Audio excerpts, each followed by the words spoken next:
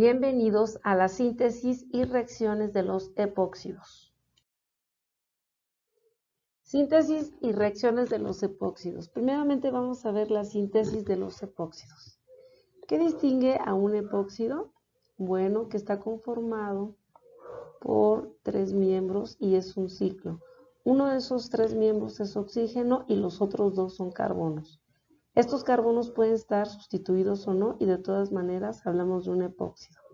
Un epóxido es entonces un éter cíclico de 3 miembros. Es el éter cíclico más pequeño. Para poder obtener estos epóxidos requerimos de un alqueno y de un peroxiácido. El alqueno por su parte pues va a fungir como un nucleófilo dado que es una especie rica en electrones. Por su parte el peroxiácido va a tener una característica especial. Va a estar conformado por la unión de 2 átomos de oxígeno. Esta unión es muy lábil, es muy vulnerable, es muy frágil y es la que inicia precisamente la formación del epóxido y primeramente la formación del estado de transición que vemos a continuación. Entonces arrancamos con la ruptura oxígeno-oxígeno. Este par de electrones oxígeno-oxígeno va a servir para formar un enlace pi entre el oxígeno y el carbono del carbonilo, como podemos apreciar en la última molécula, porque uno de los productos que se va a obtener es también el ácido carboxílico.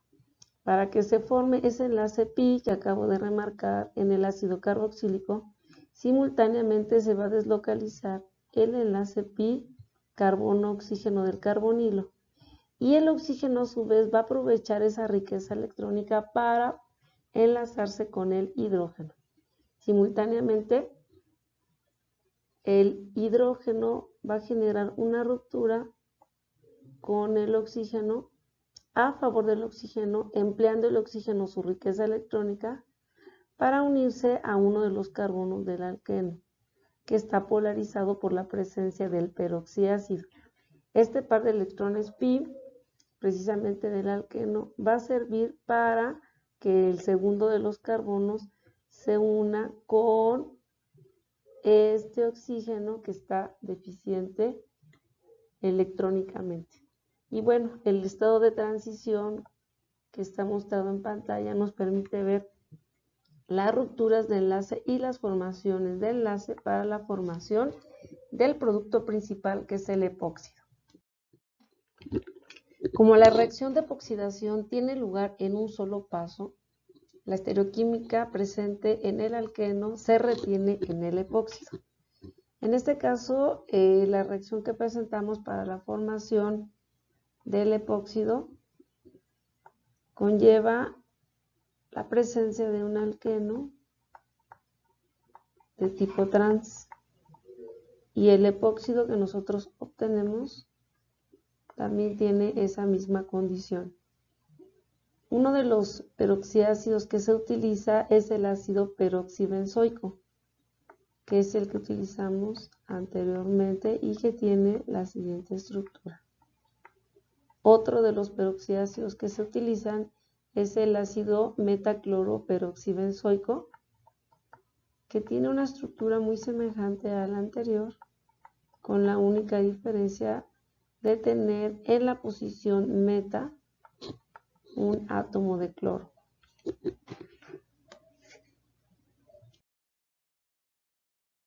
Las reacciones de epoxidación se consideran regioselectivas, ya que para aquellos sustratos que contengan más de un doble enlace, como en este caso,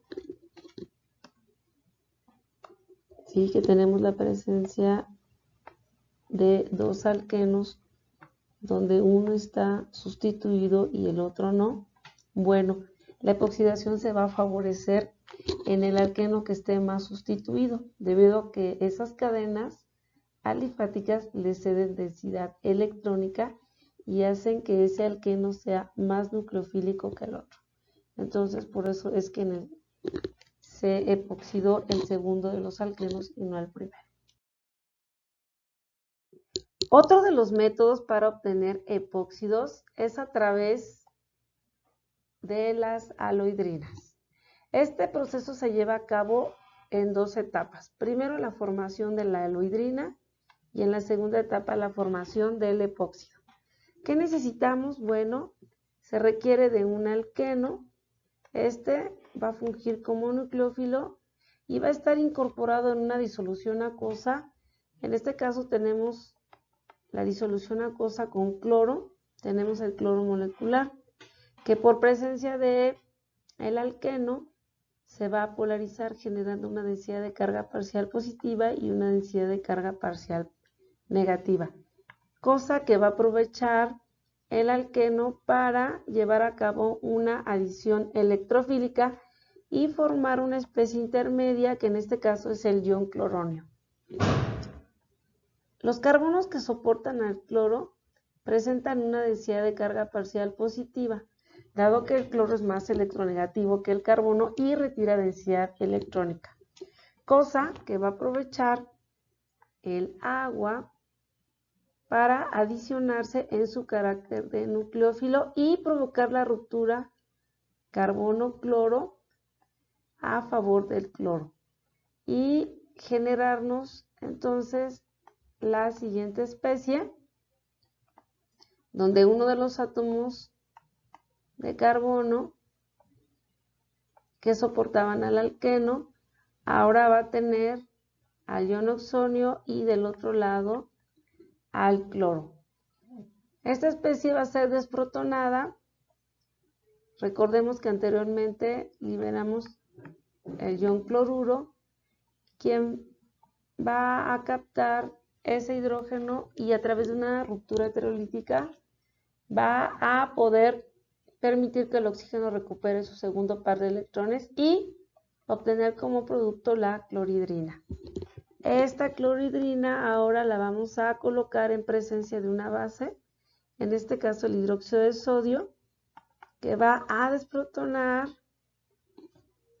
al alcohol, generando una ruptura heterolítica a favor del oxígeno. Y observemos aquí que el oxígeno que se formó tiene características de nucleófilo y el carbono que soporta al cloro, que presenta una densidad de carga parcial positiva, es un buen centro electrofílico.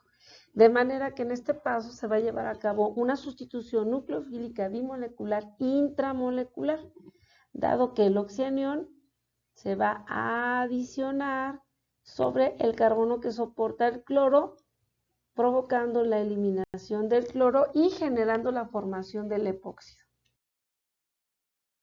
Una de las reacciones que sufren los epóxidos son las aperturas en medio ácido o en medio básico. En este caso vamos a ejemplificar la apertura de un epóxido en medio ácido. Tenemos la presencia de un epóxido, un ácido de Bronsted-Lowry, y el producto que nos va a formar es un glicol cuya estereoquímica es anti. En la primera etapa el epóxido se protona con ese ácido de Bronsted-Lowry y la presencia de agua como un nucleófilo dentro de la reacción va a ser aprovechado para adicionarse en uno de los carbonos que soportan al oxígeno del epóxido, debido a que esos carbonos tienen una densidad de carga parcial positiva y son buenos centros electrofílicos. De forma simultánea van a generar estas adiciones nucleofílicas las rupturas heterolíticas carbono-oxígeno para poder generar uno de los primeros alcoholes del glicol y el ion oxonio, que también va a ser el segundo de los alcoholes, es a través de una molécula de agua desprotonado y generar el glicol, que es el producto principal. Si la reacción anterior se llevara a cabo en lugar de con agua con un alcohol, el nucleófilo que provoca la apertura del epóxido protonado sería el alcohol. Y el producto final no es un glicol, sino es la presencia de un éter y de un alcohol.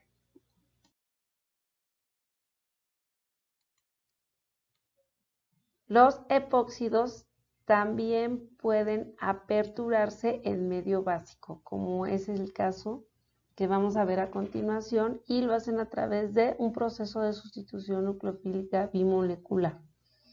En este caso, el medio básico lo va a imponer el hidróxido de sodio, que va a aprovechar su carácter nucleofílico para adicionarse sobre este carbono que tiene una densidad de carga parcial positiva, que lo hace un buen centro electrofílico, y una vez que se adiciona provoca simultáneamente la ruptura carbono-oxígeno del epóxido y generar en esta etapa la formación de un oxianión, que se va a protonar después con una de las moléculas de agua presentes dentro del sistema y generar así el producto esperado, que es el glicol.